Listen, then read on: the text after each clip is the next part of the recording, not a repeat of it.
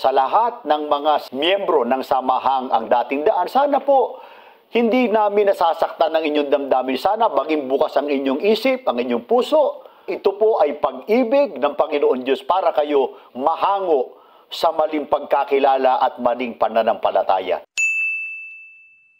Magandang araw po sa inyong lahat, Sir JR po ng Usap-Usap University. And we are back mga ka-Youths, another episode na naman po. And I'm very happy to see you once again. And for our episode today, ito po ay parang quote-unquote continuation ng ating po na topic so far dahil we have already featured 2 episodes of Brother Eli Soriano's Bible study about yung afterlife, yung judgment at yung 1,000 years nga po na paghahari ng mga Kristiyano with Jesus Christ. And for this episode, this is a reaction to that. Ito po ay na-produce ng Ang Tamang Daan ng Iglesia ni Cristo. And 2 figures here are already familiar po sa atin, I'm sure. So meron na po tayong na-feature na preaching dati ni Brother Michael Sandoval ng Iglesia ni Cristo. And ang co-host niya po rito, si Brother Ramil Parba po, kung di po ako nagkakamali. So sa konti pong background sa pag-aanalisa, ako po ay dating university debater mula po sa MSU IIT sa loob po ng 3 taon. Ako rin po ay nagdebate sa ABS-CBN News Channel. At ako ay member ng isang international public speaking organization ng Toastmasters International. At lagi ko po itong sinasabi sa inyo mga ka-youth, hindi po ako makangaral, hindi ako pastor, hindi ako preacher. Ako ay isang hamak lamang po na video reactor, kaya easy lang po sa pagbabash, ayan. At wala po akong kinaanibad po na reliyon, hindi po ako member ng Iglesia ni Cristo, hindi rin po ako member ng MCGI. So I just do my best to be a listener, and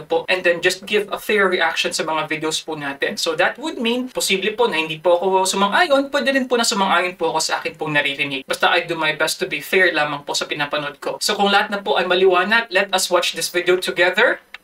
Let's go. Nang ihayag po namin sa programang ito ang maling doktrina o aral ni Mr. Eliseo, ang ginawa po nila, kapatid na Ramil, gaya ng nalalaman ninyo, ay nag-post din sila sa social media, in particular sa YouTube, at ipinost yung ating programa, Itong Ang Tamang Daan. Pero ang nakatatawag ng pansin ay merong pandaraya yung paraan ng kanilang pagpopost ng ating programa para palitawing mali tayo sa ating paninindigan at sila naman yung tama. Tama. Mabuti pakinggan natin yung kanilang sinasabi at yung kanilang ginawa. Paano niya pinuna ni Mr. Soriano ang kapatid na Felix Manalo tungkol sa millennium o yung 1,000 taon na magaganap sa araw ng paghuhukom? Diba, wala raw tayong millennium, kapatid na Michael. Kung Biblia ang ating susuriin, mga kapatid at mga kaibigan, ano po ba ang magaganap sa langit at dito sa lupa sa mismong araw ng paghuhukom, kapatid na Bobby? Mapaparam ang sangkalangitan. Sapagkat sa aktual na pagbabalik ng Panginoon Kristo, ang lupang ito ay masusunog at lahat ng gawang nasa langit ay mapupugnaw sa matinding init po ng apoy. Sapagkat sa aktual na pagbabalik ng Panginoon Kristo, ang lupang ito ay masusunog. Sapagkat sa aktual na pagbabalik ng Panginoon Kristo, ang lupang ito ay masusunog. O kapatid na Ramil, napakaliwanag nung kanilang ginawa, pero halatang halata. Anong napansin mo? Ang napansin po natin, pinutol nila, mga kaibigan, agad yung may part doon sa sinabi ninyo, pinutol nila kagad itong mga lipores ni Ginoong Soriano para lumitaw na kontradiksyon yung pahayag natin na may salungatan at kontra pa sa Biblia yung ating yung aral na ating sinasampalatayanan. Kaya natin nasabi yan dahil sa kung itong mga taong ito ay malinis ang budhi, sana hindi nila dapat gawin yung parang china-chap-chap yung ang bahagi yung pagkatapos para palitawin lalong doon na sa mga nakikinig na sabihin na natin hindi naman nakasubaybay lahat doon sa ating programa para ano nila madadaya kung hindi magsusuri. Kaya yung ibinibintang nila sa atin na di umano ay nagmamanggel daw. Naalala ko yun Nagmamanggel daw tayo ng tape, pinagpuputol-putol, pinagchachap-chap. Sinong gumagawa nun talaga? Sila ho ang gumagawa yan, grupo ni Mr. Eliseo Soriano. Ang dapat sana, ginawa ni Mr. Eliseo Soriano, yung ating mga sinasabi rito, sinagot niya. Hindi yung kung sino-sino pa yung gagamitin niya na nakikita naman natin na hindi maganda ang intensyon. Ang katunayan na pinutol, anong katunayang pinutol talaga nila yung bahagi ng ating programa? Mas mabuti, pakinggan natin yung mga sinauna naming pahayag o nauna naming pahayag na yung pinagmula ng kanilang pinutol. Ito yun. Okay, but before that, so in as much as, yes, it's easy to say na mga quote-unquote alipores daw po ni Brother Eli, I think it's very difficult to say that in a way dahil po nasa Facebook lang po ito nila kinuha yung video. And alam naman po natin yan na marami po ang nagcha-chop-chop din po talaga ng mga videos. So posible po yun na supporter po, na fan po ni Brother Eli yung gumawa. Pero pwede rin po kasi na talagang without any instruction, dahil yan naman po talagang totoo, nalilipanan na po yan ngayon sa Facebook, sa Instagram, sa TikTok, kanya-kanya ng edit, kanya-kanya ng gawa ng content, po. So I think it should be better. Before saying na sina Brother Eli nga po yung nag-cut, dapat yung actual po na show, sana, yung kukunin nila na video source material mga ka-U3. And then just give a reaction to that. Hindi lamang po yung Facebook post. But anyway, let's continue. Sila po ayon sa mga talata ng Biblia, yung dinatna ng Panginoon Kristo na patay, unang bubuhaying mag-uli. At yung mga kay Kristo o kaanib sa kanyang iglesia na dinatnang buhay, isasama sila sa mga unang binuhay para sumalubong sa ating Panginoon Kristo doon sa alapaap. Ipinapapansin natin, nasa alapaap, wala dito sa lupa. Kagaya nung binabanggit ni Ingkong na di umano ay dito raw maghahari sa lupa ang mga kay Kristo at si Kristo sa loob ng 1,000 taon. Ay paano mangyayari yun? Ay susunugin ang buong daigdig na ito. Kapatid Ramil, balikan natin yung talatang ginamit ng grupo ni Mr. Eliseo Soriano. Tutol ba tayo doon sa nakapaloob sa Apokalipsis 24 na talatang ginamit nila para palitawin na di umano mali yung ating paninindigan? Hindi tayo tutol. Naroon sa talata yun. Mabuti nga, basahin natin yung nasabing talata, kapatid na Michael. Nakakita ako ng mga trono at ang mga nakaluklok doon ay binigyan ng karapatang humatol. Nakita ko rin ang kaluluwa ng mga pinugutan dahil sa pagpapatotoo tungkol kay Jesus at paghahayag ng salita ng Diyos. Hindi sila sumamba sa halimaw o sa larawan nito, ni tumanggap man ng tatak ng halimaw sa kanilang noo o kamay. Binuhay sila upang magharing kasama ni Kristo sa loob ng 1,000 taon. Ito ang unang pagbuhay sa mga patay. Bubuhayin ang iba pang mga patay pagkaraan ng 1,000 taon. Kung pag-uusapan po yung Apokalipsis 24 hanggang 5, ay wala naman tayo tutol. Talagang binanggit doon na yung mga maliligtas maghaharing kasama ng ating Panginoong Hesukristo sa loob ng 1,000 taon. Pero ang problema, ang pinupuna nila, yung ating paliwanag na dun daw sa alapaap. Kasi binanggit nga natin na yung mga maliligtas, pagbabalik ng Panginoon Kristo, sasalubong sa Kanya sa alapaap. Kaya paanong maninirahan sa lupa, ganung susunugin ito? Anong reaksyon natin doon? Sila ho nagkamali ng interpretasyon sa Biblia. Dahil sa ang ating pinagbabatayan, ito nga yung pinakabase doon sa sinabi mo na ang nandoon tayo sa alapaap. Itong nasa Tesalonica 4:16 hanggang 17. Balikan natin ang nasabing talata. Sapagkat ang Panginoon din ang bababang mula sa langit, na may isang sigaw, may tinig ng arkanghel, at may pakakak ng Diyos. At ang nangamatay kay Kristo ay unang mga bubuhay na maguli. Kung magkagayon, tayong nangabubuhay na nangatitira ay aagawing kasama nila sa mga alapaap upang salubungin ang Panginoon sa hangin, at sa ganito'y sa Panginoon tayo magpakailanman. Ito po yung termino ng Biblia, mga kaibigan, na ang sabi rito ay nasa alapaap, kasi pagbaba ng Panginoong Kristo, sabi dito, bababa ang Panginoong Kristo mula sa langit, tapos ang nangamatay na kay Kristo. At atin na ipiniliwanag ito sa maraming pagkakataon na yung kay Kristo, Mateo 16:18, mga kaanib sa Iglesia ni Kristo, at yung mga nauna pa na mga tao ng Diyos, yung darat ng patay, una silang mabubuhay. At pagkatapos, yung dinat ng buhay ng mga taong kay Kristo, halimbawa, ngayon ang aktual na pagbabalik ganun din. ng Panginoon Kristo, sila ba makakatikim pa ng unang kamatayan o pagkalagutang hininga? Hindi na, kasi Diretso na. parang kung kahit sa praktikalidad, darami pa trabaho ni Kristo at ng Diyos. Papatayin, pagkatapos bubuhayin. Yung darat ng buhay na kay Kristo, Diretso na. ayon po sa Biblia, hindi na sila makakatikim ng unang kamatayan sapagkat sa dahilang sila'y isasama sa mga unang binuhay na maguli, sasalubong sa Panginoong Hesus sa alapaap at sila'y sa Panginoon magpakailanman. Yun ang nasa Biblia alapaap Siyempre, bababa yun. Pagkatapos sasalubong, doon maninirahan na sa bayang pangako ng Panginoon Diyos yung lahat ng mga taong maliligtas. Pero yung daratnan na hindi kay Kristo at yung mga nangamatay na hindi maliligtas, sila'y nasa libingan that time. Sa pagbaba ni Kristo. At saka yung mga dinat ng buhay na hindi maliligtas, sinunog yun. Itong lupa Anong katunayan sa Biblia? Siguro basahin natin alang-alang doon sa mga hindi naman nakasubaybay doon sa mga nakarang episode natin, kapatid na Ramil. Ano bang tiyak na gagawin sa lupang ito na kasalukuyan natin tinutuntungan? Kasama yung apalit, ha? Natural. Kasama yung Brazil.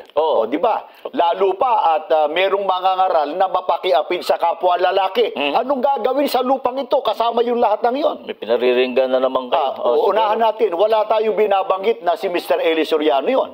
Pakinggan natin. Ito sila sabi ng Biblia. Ikalawang Pedro 3:7 at 10. Ngunit ang sangkalangitan ngayon at ang lupa sa pamamagitan ng gayon ding salita ay iningatan talaga sa apoy na itinataan sa araw ng paghukom at ng paglipol sa mga taong masama. Datapo at darating ang araw ng Panginoon na gaya ng magnanakaw na ang sangkalangitan sa araw na yan ay mapaparam na kasabay ng malaking ugong at ang mga bagay sa langit ay mapupugnaw sa matinding init at ang lupa at ang mga gawang nasa lupa ay pawang masusunog. Ito sinasabi ng Biblia Ang lupa at ang gawang nasa lupa masusunog. Pati yung mga bahagi ng kalangitan, masusunog. Ito yung sinasabi ng Biblia. Tama yung ating sinasabi. Tama yung aral na ating tinitindigan. Na sa pagbaba ng Panginoong Kristo, talagang masusunog itong lupa at lahat ng hindi maliligtas. Sa mga members po ng Iglesia ni Cristo, so gusto ko pong malaman, so you mean, pagdating po ni Jesus Christ, yung sa atin po nga term nga dyan, yung pag-aagaw nga po, and I believe the term by other Protestants is rapture. So sa rapture po na konsepto, so merong pag-aagaw, lahat po ng mga dati nang namatay na, at yung mga buhay pa nung panahon na pagbalik nga ni Jesus Christ, so lahat sila magkakasalubong sa alapap. Tama po ba mga ka-U3? So, ang next ko na question dyan is, when is the judgment time? Kailan yung judgment? So, ibig sabihin ba, the moment na pagdating ni Jesus Christ, yun din mismo ang judgment po para po sa paniniwala ng mga Iglesia ni Cristo. And I am curious kasi, syempre, part po ng discussion the last time, no, kay Brother Eli na discussion is yung 1,000 years nga po. Meron din po bang paniniwala yung mga Iglesia ni Cristo na meron ding 1,000 na paghahari dito sa mundo? And I also would like to know, paano yung Great Tribulation? And then, paano din yung Great White Throne? So, ito yung mga katanungan ko po. At alam po natin yan, marami pong mga reliyon at mga sekta ang hindi po actually nagkakamatch sa kanilang interpretation po ng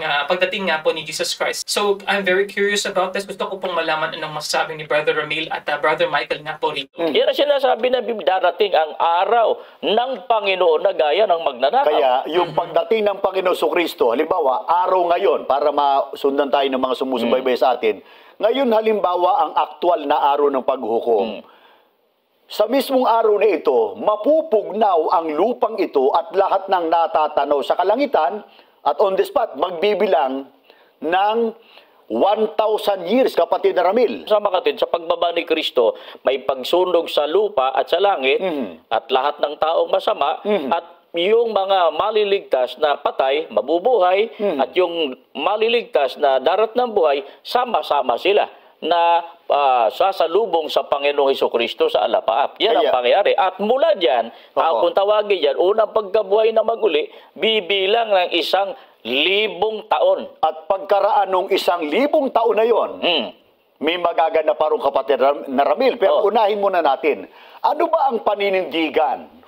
Paninindigan ni Mr. Soriano tungkol yun sa 1,000 years na paghahari ng ating Panginoon Kristo sa kanyang ikalawang pagparito. Mula doon sa pagbaba ng Panginoon Kristo. Pakinggan natin si Mr. Soriano. Ngayon, pag nandiyan na siya, binuhay na yung mga patay na maliligtas, doon po mag-uumpisa yung 1,000 taon nilang paghahari. Ngayon, maaaring itanong, sinong paghaharian? Marami pong taong dadatnan si Kristo Mga hindi pa nakarinig ng Biblia, kagaya doon sa mga bansang bawal ang Biblia. Yung mga Hindu, wala pa pong malay kay Kristo yon. Yung mga Shintoista, merong mga tinatawag na Budista, walang malay sa Biblia yung kailangan pong makaalam yon. Kaya yun pong mga yon ay paghaharian pa ng 1,000 taon. Ang napansin ko lang dito, kapatid na Ramil, ay may bahagi na tama naman si Mr. Eli sa unahang bahagi. Sapagkat ang sabi niya, Ngayon, pag nandiyan na siya, binuhay na yung mga patay na maliligtas, doon po mag-uumpisa yung 1,000 taon nilang paghahari. Medyo tumama. Tumama siya. Tumama naman si Mr. Soriano. Kasi, congratulations pala, Mr. Soriano. Batiin natin, Kasi kahit for paano, the very first time kahit paano, tumama. in her life, in his life. Tumama siya. Pero, doon sa sumunod na bahagi ng kanyang sinabi, Ito na, condolence na. Ito, ano ba yung sabi niya? Ano sabi niya, ito, Ngayon, maaaring itanong, sinong paghaharian? Marami pong taong dadatnan si Kristo Mga hindi pa nakarinig ng Biblia, kagaya doon sa mga bansang bawal ang Biblia. sa makatwid para sa kanya, kapatid na Ramil, tama naman may daratan ng Panginoon Kristo na mga taong hindi po dinatna ng pangangaral ng Biblia. At sino raw ang halimbawa ng mga taong yun? Sabi niya, Yung mga Hindu, wala pa pong malay kay Kristo yon. Yung mga Shintoista, merong mga tinatawag na Budista, walang malay sa Biblia yung kailangan pong makaalam yon. Kaya yun pong mga yon ay paghaharian pa ng 1,000 taon. Sa makatwid, para kay Soriano, may daratnan ang Panginoon Kristo, pagbabalik niya, na mga taong hindi raw nakaalam ng Biblia, kailangan daw silang makaalam. Take note. Yung mga hindi raw nakaalam ng Biblia, kailangan daw makaalam.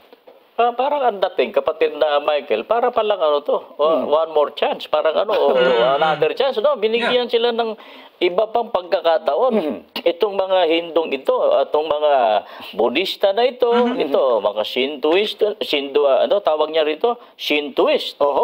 Ang nakapagtataka, tapos Pagka sinabing kailangan makaalam, pangangaralan ba o hindi pangangaralan? Pangangaralan, Mr. Soriano, tanong ko pala sa iyo, kung pangangaralan, kung kailangan, sabi mo, kailangan makaalam sila, sino magtuturo sa kanila?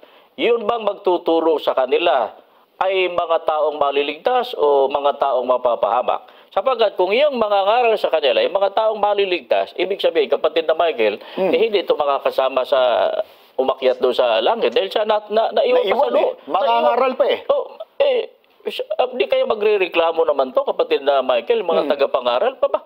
Kayo nauna kayo dyan. Kami dito, naiwan pa, magtatrabaho pa kami. Okay, mga ka-U3. So, ang logic na ginagamit dito ni na Brother Ramil lang at saka Brother Michael, sinasabi nila rito na kung susundin nila yung logic na yon is magiging questionable yung mga tao na dapat na naligtas na doon nga sa ideya ng pag-aagaw. So, naintindihan ko po is hindi pwedeng mangyari. Parang yun yung magiging line of thinking dito ng Iglesia ni Cristo in saying na wala nang chance dapat. Kasi pagdating ni Jesus Christ, so masisira na, mapapaharam na, yun nga, pati yung kalangitan nga, mapapaharam, yung mundo, masusunog. So, parang, the moment that He comes, yun na yun. That's it, parang, the line has been drawn kung sino yung maliligtas at saka hindi maliligtas. Ganun po ba? So, if that's the case, ano pong mangyayari sa 1,000 years? Ayan, yan po talagang gusto kong malaman. So, ano yung ibig sabihin ng paghahari? Kung ang lahat naman ng hindi dapat pa nang sumama kay Hesus Kristo, nung panahon ng pag-aagaw, nung sa alapaap nga, so, ano yun? Parang damned na yung mga tao na inabutan o nasusunog na ba silang lahat? Yun ba yung ibig sabihin ng 1,000-year na reign over a scorched earth? So, I'm very curious about that, mga kayuti. So, let us continue. Unfair naman yun. Di ba ganun ang sitwasyon, kapatid na Michael? Tapos, ang isa pang problema dyan, Kung yung mga ngaral maiwan dito sa lupa, Mr. Soriano, ikaw ba yon? Kasama ka ba doon sa mga ngaral na yon? Sa mga Budista na yon? Di ba, kapatid na Michael? Mabigat na tanong yan, kapatid na Ramil. At saka may tatanong ka, Masaling lagi. kanino niya na ano yun? Teka, meron pa akong tanong, ha? Huwag mo munang patayin yung television. Lalo si Daniel Rason, lagi na nakabantay sa programa natin. Silang dalawa, yung magtiyuhin. Ang tanong ko, ito pala tanong, ha? Kay Mr. Soriano pala, kanino mo natutunan yan? Ikaw ba original nung turo na yan na within 1,000 years, pangangaralan pa itong mga tao na hindi napangaralan ng Biblia? Ang tanong ko lang, magsabi ka lang ng totoo, original ba na ikaw ang pinagmulan ng doktrinang ito? I-rephrase ko yung tanong, kapatid na Ramil. Paano? Ingkong, kanino mo kinopya? Nako. Nako yan na. Kanino mo kinopya ang aral na yan? Na sa pagbabalik ng Panginoon Kristo within 1,000 years, yung mga hindi nakaalam ng Biblia ay pangangaralan pa para makaalam ng Biblia. Sigurado. Abangan natin yung sagot niya. Mas maganda na dapat talaga niya sagutin yan. Kasi doktrina ito, hindi ito maliit na bagay. Maganda itong tinatalakay natin, kapatid na Michael. At saka, ito pa, after 1,000 years, limbawa, naturuan na yung sinasabi niyang mga Shintoist, mga Buddhist, o mga ano pang reliyon, mga Brahmins, pagkatapos na sila'y napangaralan. Granting na maliligtas sapagat na pangaralan. Oo. Ang tanong, ano ba sila? Saan sila titira? Sa lupa ba o aakyat sa langit? At kung sila aakyat sa langit, paano sila? Babalik ba si Kristo uli? Ibig sabihin, may pangalawang salvation pala, kapatid na Michael, na ang unang, parang first phase nakaligtasan yung pagbaba ni Kristo. Second phase, yun namang after 1,000 years. Kasi, para sa kaalaman ng lahat, ang unang pagparito ng Panginoon Kristo, yung pagkakasugo sa Kanya nang siya'y ipanganak ng Kanyang inang si Maria. Tama. Yung Kanyang ikalawang pagparito, ito tanong, kapatid na Ramil, ano bang magaganap batay sa Biblia doon sa ikalawang pagparito ng Panginoon Kristo na yun na nga doon magsisimula yung 1,000 years? Ito po, pakinggan natin. Ito Biblia, hindi po ito kuro-kuro.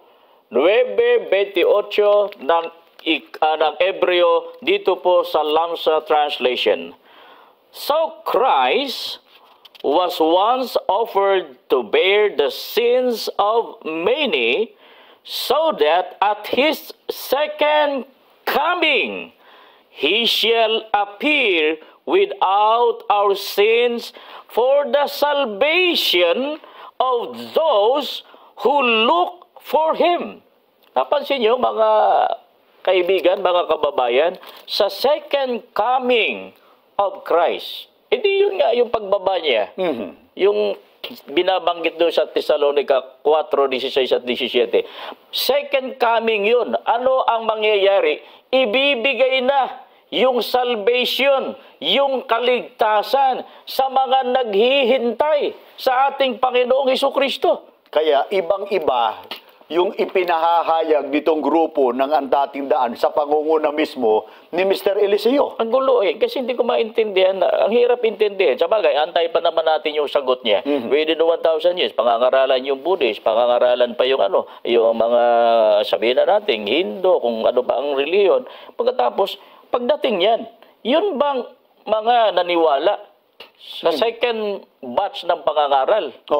Kasi second batch ng pangangaral. Halimbawa, siya ang mangangaral na sabihin natin doon sa second batch na yun, may nangangaral na dukhang pantas na lalaki. Sabihin na natin.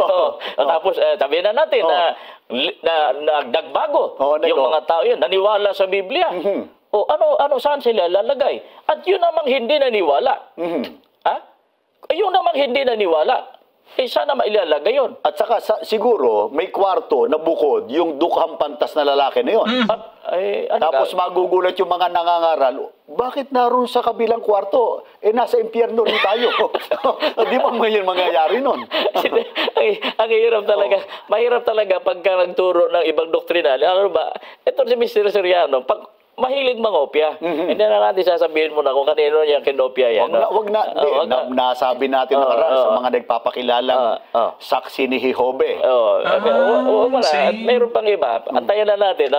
Just to clarify mga ka-youth, in as much as yes, Christians believe the quote-unquote second coming of Jesus Christ, kung hindi po ako nagkakamali, meron din po actually ang Islam niyan. Sa Islam po na paniniwala, si Nabi Isa ay meron ding second coming actually. Although I'm not very particular with it, pero meron din kasi just before the judgment day, yan po ang pagkakaalam ko. But meron mga gera din po na mangyari. But anyway, going back to what they were saying, in as much as I understand the logic na sinasabi po rito ng Iglesia ni Cristo, pero I think it's not totally correct to label it the second salvation. Kasi sa kanila, yung mga tao nga na wala pang experience or they have never been familiar with the Bible, ganun talaga ang reality Sa ilang bilyon na tao po sa mundo, marami po sa ating mga lipunan ang hindi po actually nakakita ng Biblia at hindi rin po nakarinig ng kahit na isang sitas po ng Biblia dahil nga po sa kanilang mga lipunan, dahil sa kanilang tradisyon, dahil sa kanilang mga reliyon, sa kanilang mga bansa, lalong-lalo na sa Middle East, mga ka-U3. So dahil wala silang orientation whatsoever, doon po sa at least kung papaniwalaan po natin yung side ni na Brother Eli Soriano na yung sa 1,000 years nga po as interpreted dito ng ating mga host po sa Ang Tamang Daan is hindi po magsisimya na second pangaral kundi magiging first view pa nila yon, di ba? First pa yung napangaral sa kanila at I don't think na tama na second salvation yon, mga ka-U3. Kung ang paniniwala is walang judgment na mangyayari doon sa pag-aagaw, that's my understanding, mga ka-U3. Unless kung sasabihin po o paniniwala po ng MCGI na pagdating ni Jesus Christ nandoon na yung judgment, edi magiging second judgment na yon kung magkakaroon pa nga ng pangalawa after ng 1,000 years, mga ka-U3. Ano po? So, yan. Ganda nga discussion to, mga ka-U3 dahil nga po na-mention rin na medyo similar din po ito sa saksi ni Jehovah na doktrina nga po. So, I'm very curious ayan sa mga ka-U3 natin na Iglesia ni Cristo, ka-U3 po natin na Jehovah's Witnesses at ka-U3 din po natin na mga Church of God, no? MCGI. So, please comment below, mga ka-U3 para po mas maliwanagan po yung atin po mga viewers, lalo-lalo na po sa mga nagsusuri. So, let's continue this video. Mahilig mangopya, yung mali pa ang kinokopya. At saka pagka binitiwan niya, parang sa yung original.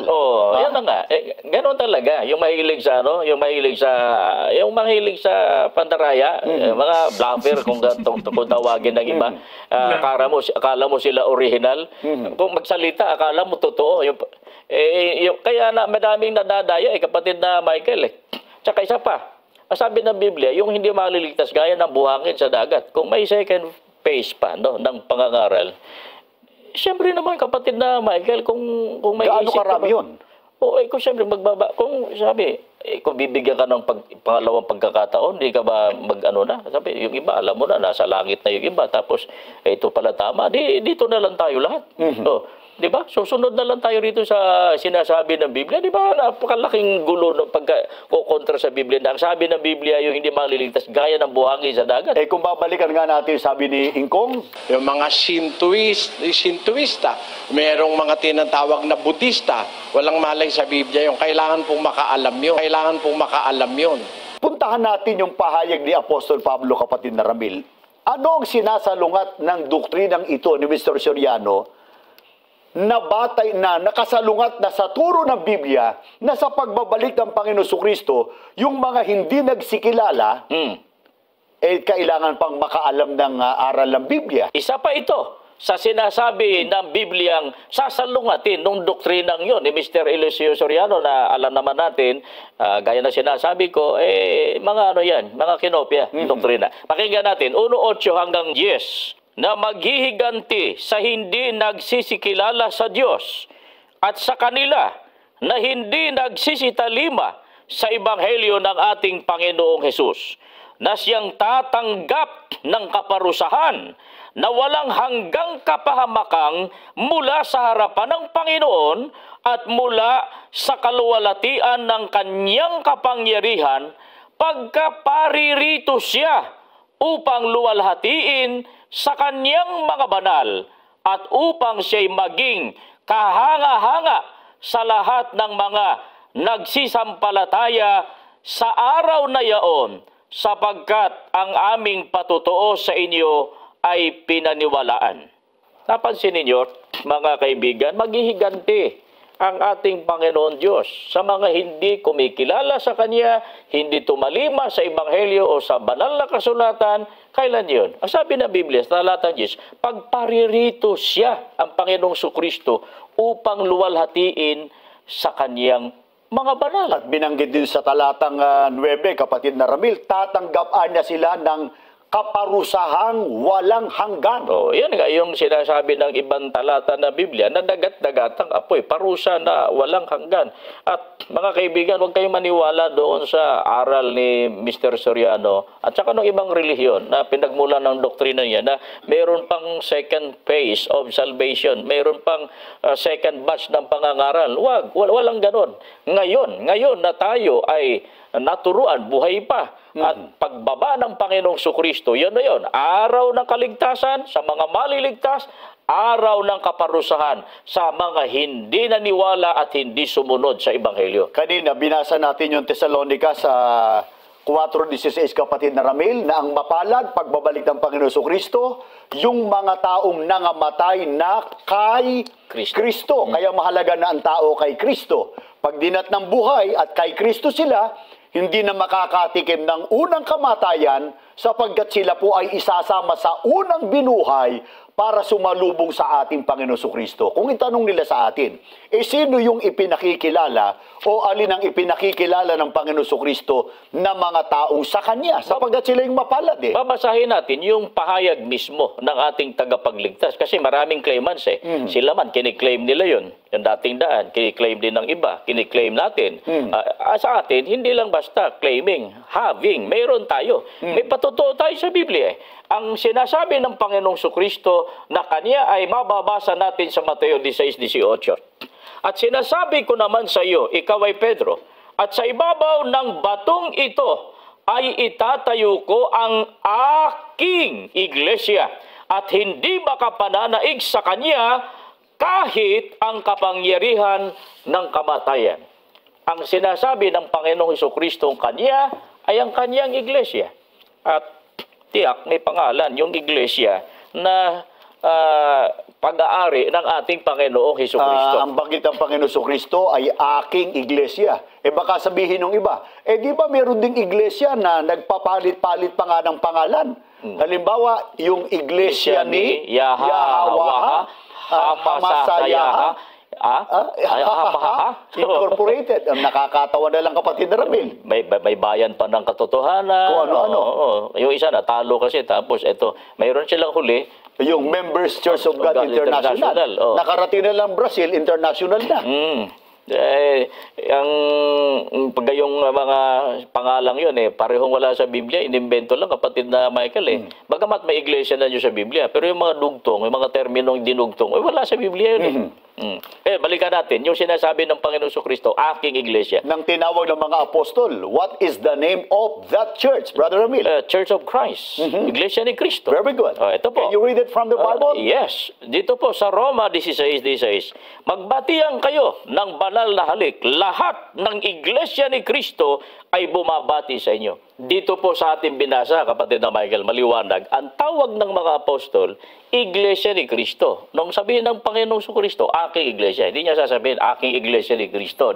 Siya na nga yung nagsalita Pero nang tawagin ng Apostol Pablo, ang iglesyang itinatag ni Kristo, ang sabi ng Apostol Pablo, iglesia ni Kristo. Ipinapapansin natin, hindi binanggit ni Apostol Pablo na iglesia ni Yahawaha. Members Church of God International. Walang ganun sa Biblia. Yan ay mga imbento lang, mga kathang mga pangalan na hindi naman sang-ayon sa itinuturo ng Biblia. Kaya bilang pagwawakas, kapatid na Ramil, tayo ay nananawagan sa lahat ng mga miyembro ng samahang ang dating daan. Sana po, hindi namin nasasaktan ng inyong damdamin. Sana maging bukas ang inyong isip, ang inyong puso.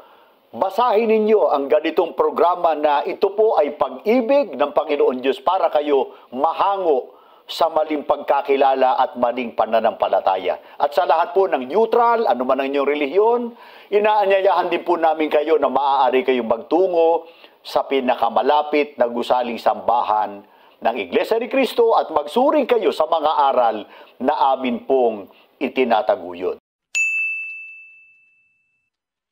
Okay, mga ka-U3, so dyan po nagtatapos ang atin pong episode ngayon. At alam niyo na po yan mga ka-U3 na thematic po tayo, may mga paksa po tayo na nagfo-flow po.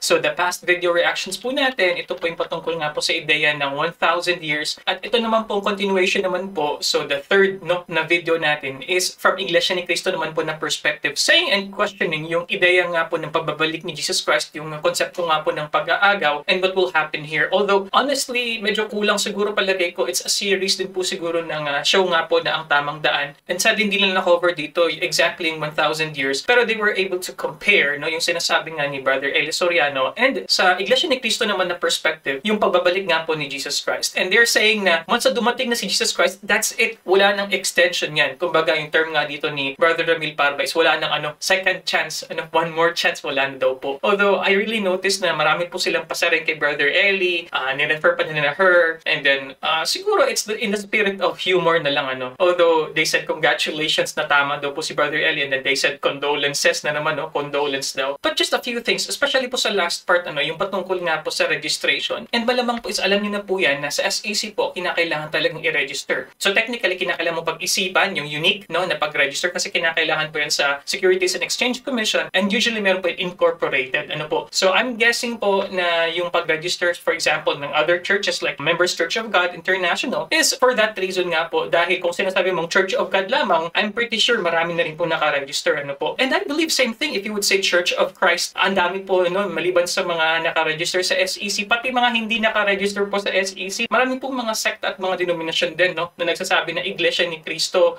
Church of Christ at mga variations po niyan. So we have to separate yung SEC registration name at saka yung refer nila na name as according to the Bible mga ka-U3. But of course, sa Iglesia ni Cristo, they're really saying na it's Iglesia ni Cristo. It's the quote-unquote proper name. Although if you would look at the variation kanina sa citas na na-mention, hindi malaki yung letter I. So Iglesia, yung Cristo lamang na letter C, yun yung malaki doon po. So as it is with most versions of the Bible, what I understand is yung Iglesia po talaga is hindi capitalized. And sa English grammar, ibig sabihin po niyan, hindi po yan proper. Hindi siya actual na label, actual na pangalan in toto mga ka-U3. But anyway, this is more like an analysis mga ka-U3, criticism nga sa perspective ni Brother Eli as to the second chance, second salvation, at second po na pagbabahagi. It gives us the impression dito po sa perspective naman ng Iglesia ni Cristo na there is an urgency to join their church mga ka-U3. Dahil nga po sa pagbabalik ni Yesu Cristo, that's it. Na lahat na kay Cristo kukunin po, sasalubungin po sa alapaap mga ka-U3, and then the earth will burn. So, sana po sa mga members po ng Iglesia ni Cristo, gusto kong malaman, while the earth is being destroyed, how can Jesus now rule or dominate in that particular time sa 1,000 years mga ka-U3? So, sana po ay makomment niyo po dyan sa mga members po ng INC na atin po mga viewers, atin po nga parte ng U3 community, and I appreciate your effort mga ka-U3 sa inyo pong explanation. Let us make the comment section interactive mga ka-U3 para po sa mga nagsusuri, sa mga viewers po natin, at mas maliwanagan pa po sa inyo po mga doktrina. And as always, if you like these kinds of contents mga ka-U3, you know what to do. You can click subscribe here, you can watch this video here, and you can also watch this playlist over here, and I'll see you guys next time. Peace, bye-bye.